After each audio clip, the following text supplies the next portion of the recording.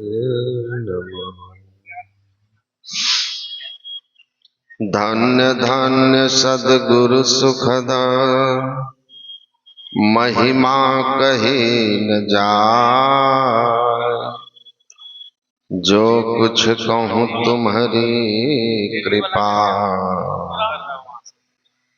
मौतें कछु न बसाय।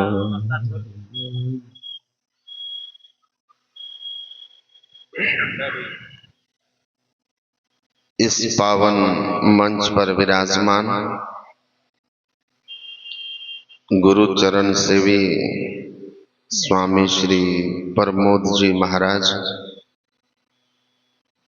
पूज्यपाद स्वामी श्री अनमोलानंद जी महाराज,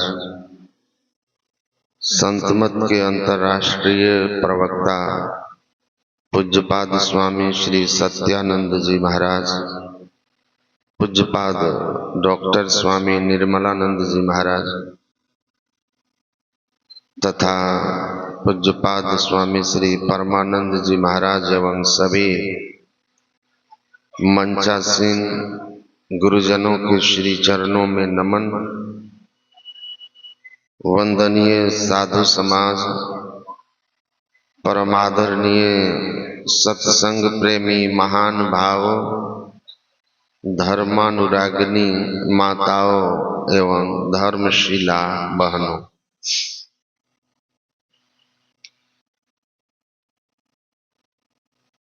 परमाराध्य सद्गुरु महाराज की अहेतुकी कृपा से हम लोग यहाँ भरगामा प्रखंड संतमत सत्संग के वार्षिक अधिवेशन में उपस्थित हैं और गुरु की महिमा के संबंध में हम लोगों ने रामचरितमानस से पाठ सुना।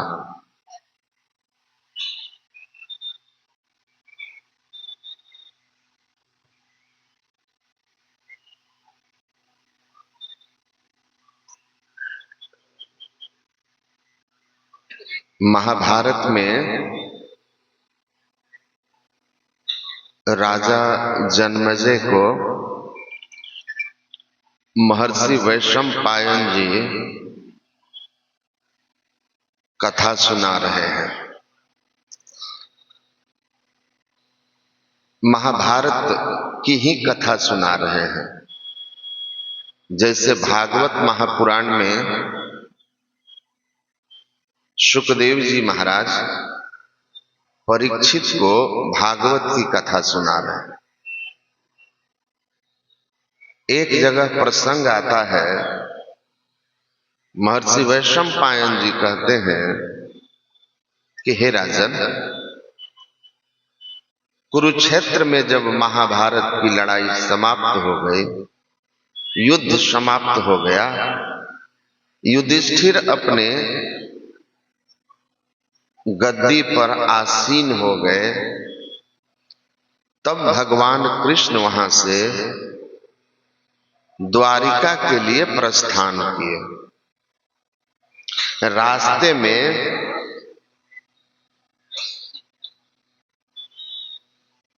महर्षि उत्तंक का आश्रम पड़ता था। वन से गुजरते हुए जब वे उत्तंक के आश्रम के समीप आए तो भगवान कृष्ण ने अपने सारथी को कहा कि मेरे रथ को तुम महर्षि के आश्रम में ले चलो, उनके दर्शन करने। भगवान कृष्ण महर्षि उत्तंक के आश्रम में जब पहुंचे तो वैशंपायन जी कहते हैं कि महर्षि उत्तंक ने भगवान कृष्ण को अहो भाग्य हमारे, नारायण साक्षात आज हमारे कुटी में पधारे, ऐसा कह करके उनका स्वागत किया, अभिवंदन किया और उनका पूजन अर्चन किया। तत्पश्चात उन्होंने पूछा कि हे कृष्ण, मैं इस युद्ध की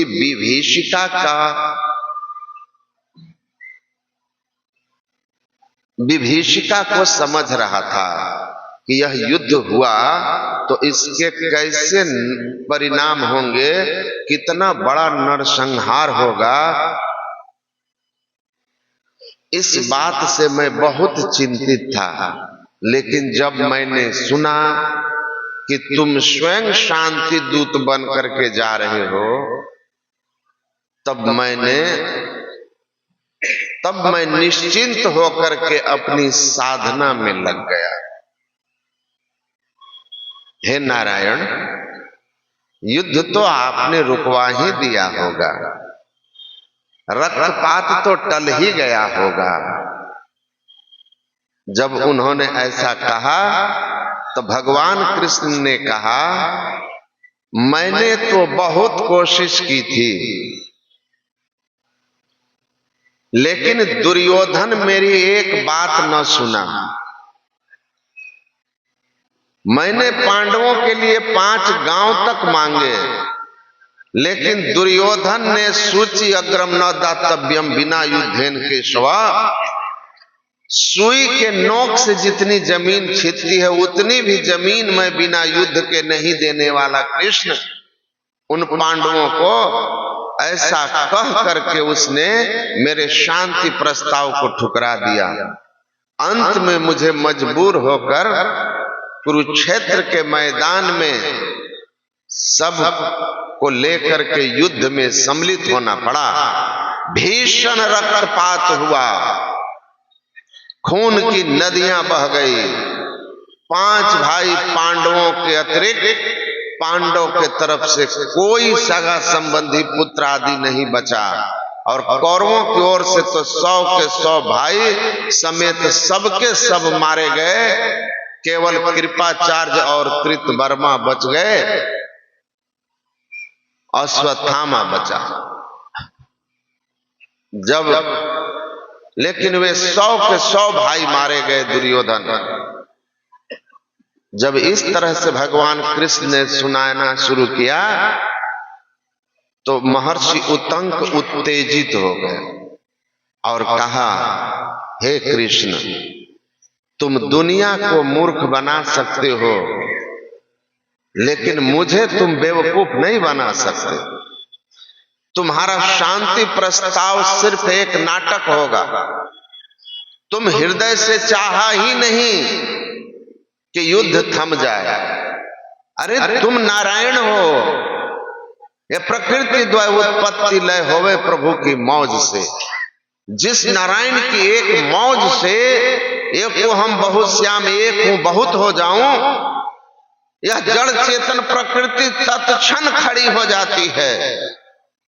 अब वो नारायण चाहते हैं कि युद्ध ना हो, अब दुर्योधन उनकी बात को नहीं माना। ये तुम्हारी एक नई लीला थी, एक नया खेल था। लोगों को भ्रमित करके तुमने सबको मरवा दिया।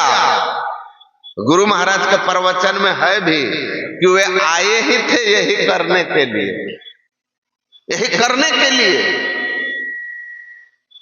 तुमने सबको मरवा दिया। संत की दृष्टि से कहां छिपेगी? मैं तुमको श्राप दे रहा हूं।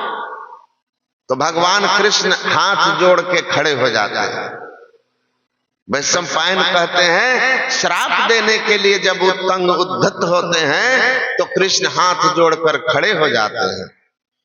और षष्ठम खंड महाभारत में है, और कहा कि हे महर्षि, हे ऋषि, आपका मैं श्राप की सीमाओं से परे हूं। कोई श्राप मुझे छू नहीं सकता, स्पर्श नहीं कर सकता, लेकिन मैं आपके श्राप को स्वीकार कर लूंगा। पहले आप मेरी बात तो सुन लीजिए, मुझे भी तो सफाई का मौका दीजिए। उन्होंने क्या सफाई का मौका दूं आपको? तो भगवान कृष्ण ने कहा कि आपने ठीक कहा कि मेरी ऐशना, मेरी इच्छा से इस विश्व ब्रह्मांड की उत्पत्ति और प्रलय होता है। मैं ही संपूर्ण संसार के रूप में प्रकट होता हूं और प्रलय को प्राप्त करता हूं। मेरे अतिरिक्त दूसरा है कौन? लेकिन आपने ये जो कहा कि मैंने चाहा नहीं, ये सृष्टि की उत्पत्ति और प्रलय होना और इसका एक यंत्र की तरह परिचालित होना, ये तो हमारी नारायण लीला है। और अभी मैं नर लीला कर रहा हूं। ये हमारी नर लीला है और नर लीला में तो हम वही करेंगे जो एक नर करेगा। जो एक नर नहीं कर सकता वो नर लीला हो ही नहीं सकता। इसीलिए मैंने उन्हीं आदर्शों को स्थापित करने का प्रयत्न किया है जो एक मनुष्य को युद्ध टालने के लिए करना चाहिए। नहीं टला। जब वो इस तरह से अपनी बात कह रहे हैं तो जन्मेजय बीच में टोकता है और महर्षि वैशंपायन को कहता है, ऋषि मेरे अंदर एक संदेह हुआ। क्या? कहा आपने कहा कि उत्तंक को पता है वे नारायण हैं, संभवामि युगे युगे, संसार में धर्म की स्थापना के लिए अवतरित हुए हैं। जब यह नर यह जान रहे थे उत्तंक कि वे नारायण हैं, तो एक नर में इतना सामर्थ्य कहां से आ गया कि वह नारायण को श्राप देने के लिए खड़ा हो गया। ये सामर्थ्य कहां से आया? और नारायण भी उस उत्तंक नाम के नर के सामने हाथ जोड़ करके, सिर झुका करके उसके श्राप को स्वीकार करने की बात कह दी। तो ऐसा सामर्थ्य आया कहां से, ये मुझे बताने की कृपा करें कि नर नारायण को कैसे श्राप देने के लिए खड़ा हो जाएगा। तब महर्षि वैशंपायन कहते हैं, हे उत्तंक, हे राजन, तुम्हें नहीं पता है कि प्रत्येक नर के अंदर एक नारायण छिपा होता है। सब घट मेरे साइया सुनी सेज न कोय, बलिहारी वा घट की जा घट प्रगट होय। का सबके अंदर नारायण छिपा होता है, नारायणी शक्ति छिपी होती है, सुषुप्ति अवस्था में होती है। लेकिन वह सुषुप्त नारायण को अपने अंदर जो जागृत कर दिया है, जो अपने अंदर के नारायणत्व को, ईश्वरत्व को प्रकट कर लिया है। स्वामी विवेकानंद भी कहा करते थे कि मनुष्य जीवन का लक्ष्य यही है कि manifest the divinity which is with in you. अपने अंदर के उस देव को, उस ईश्वरीय शक्ति को जागृत कर लेना मनुष्य जीवन का लक्ष्य है, जो उसके अंदर ही है।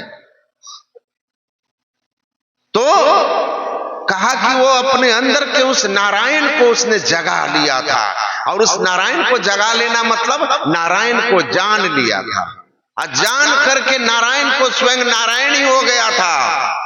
सो जान है जय देहु जनाई जानत तुम्हें हो जाए। हे राजन, उसने अपने अंदर के नारायण को जगाकर स्वयं नारायण स्वरूप हो गया था। वो साधारण नर नहीं रह गया था महर्षि उत्तंक। तो फिर उन्होंने हाथ जोड़कर कहा कि जब सबके अंदर नारायण है, हमारे अंदर सबके अंदर नारायण है, तो फिर उत्तंक के अंदर का नारायण जगा कैसे था? वो अपने अंदर के नारायण को जाना कैसे, और उस अवस्था, उस सामर्थ्य शक्ति को प्राप्त कैसे कर लिया था जिसके सामने भगवान भी नतमस्तक हुए थे। तो उन्होंने कहा, सुनो, उत्तंक को महातपसा योग युक्तो जन्मे जया, गुरु भक्त सत्यजस्वी नान्यद किंचित पूजयेतः। कहा वह अपने अंदर के नारायण को जगाया था अपनी गुरु भक्ति से, गुरु की कृपा से। ऐसा गुरु भक्त था कि जब उसने गुरु की शरणागति ली तो अपने जीवन में अपने गुरु को छोड़ करके उसने कभी किसी को पूजा नहीं। संपूर्ण समर्पण भाव से एक निष्ठ होकर के उसने अपने गुरु की पूजा की थी, गुरु की सेवा की थी, गुरु की भक्ति की थी, गुरु के बताए हुए योग मार्ग को उसने अपने जीवन में धारण किया था। और इसी का फल था कि गुरु कृपा से अपने अंदर के नारायण को जगा करके वो इतना विशेष हो गया था कि नारायण उसके सामने नतमस्तक हो गए। इसीलिए हम लोगों ने पाठ में सुना, बंदो गुरुपद कंज कृपा सिंधु नर रूप हरि, महामोह तम पुंज जासु बचन रवि कर निकर। महामोह तम पुंज, हमारे अंदर के महामोह अज्ञानता का नाश करने वाले कृपा के समुद्र, मतलब सबसे बड़ी कृपा जिनकी है वह सदगुरु की कृपा है। इसीलिए गुरु महाराज कहते हैं कि बिना गुरु की कृपा पाए नहीं जीवन उधारा है। जब तक गुरु की कृपा नहीं होगी हमारा कल्याण नहीं हो सकता, हमारा उद्धार नहीं हो सकता। नान्यत किंचित पूजयतः, इसीलिए गुरु महाराज कहते हैं गुरु ही हितु जाके गुरु ही पीतु जाके, जाके गुरु ही सुहाई, अत्ते बड़ भाग्य पुरुष कह में ही सहज परम गति पाई। वह सहजता से परम गति को प्राप्त कर लेता है।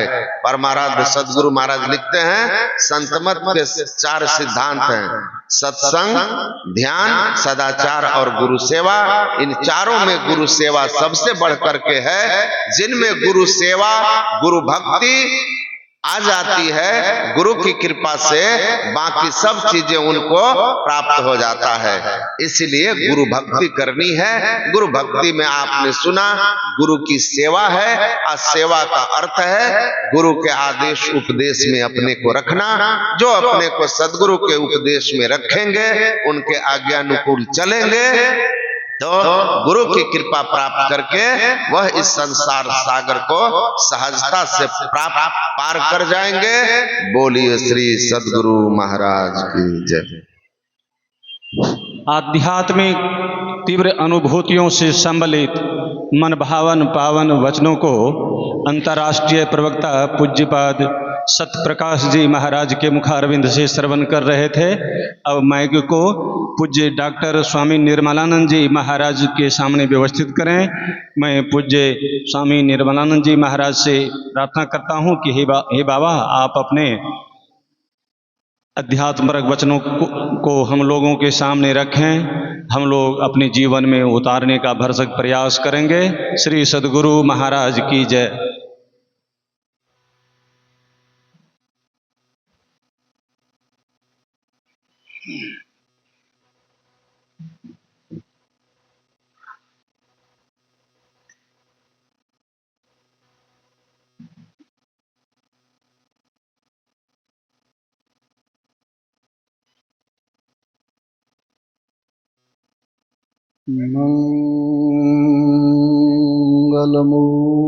मंगलमूर्ति सतगुरु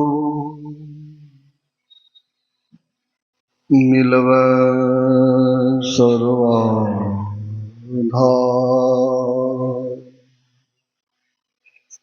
मंगलमय मंगलकरं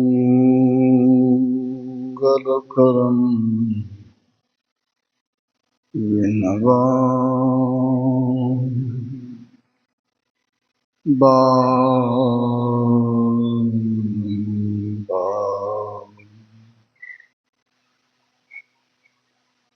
परमात्म तत्व में प्रतिष्ठित